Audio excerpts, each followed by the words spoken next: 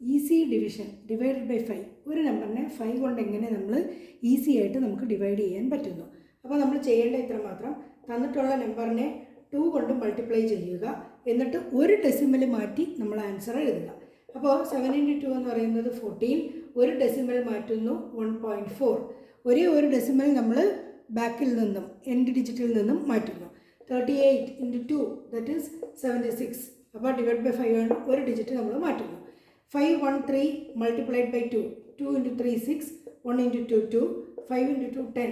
ഇപ്പോൾ ഒരു ഡെസിമൽ മാറ്റുക 102.6. അടുത്തത് നമ്മൾ 724 × 2, ഇതിനെയും 5 കൊണ്ട് ഡിവൈഡ് ചെയ്യുന്നു. 4 × 2 8, 2 × 2 4, 7 × 2 14. അപ്പോൾ നമ്മൾ ചെയ്യുന്നത് എങ്ങനെയാണ്? തന്നിട്ടുള്ള നമ്പേഴ്സിന് 2 കൊണ്ട് മൾട്ടിപ്ലൈ ചെയ്യുന്നു, ഒരു ഡെസിമൽ മാറ്റുന്നു 144.8.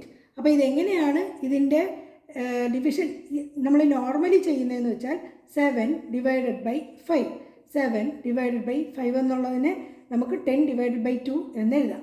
7 ഡിവിഷനെ നമ്മൾ നോർമലി എന്ത് ചെയ്യും? മൾട്ടിപ്ലിക്കേഷൻ ആക്കും. സെക്കൻഡ് നമ്പറിനെ നമ്മൾ എന്ത് ചെയ്യും? റെസിപ്രോക്കൽ എടുക്കും, ദാറ്റ് ഈസ് 2/10. അപ്പോൾ ഇതെന്താ മീൻ ചെയ്യുന്നത്? 7 × 2, അതായത് തന്നിട്ടുള്ള ഏത് നമ്പറിനെയും, ഇവിടെ എന്ത് തന്നെ നമ്പർ ആയാലും നമ്പറിനെ 2 കൊണ്ട് മൾട്ടിപ്ലൈ ചെയ്യുന്നു, ദാറ്റ് ഈസ് 7 × 2 14.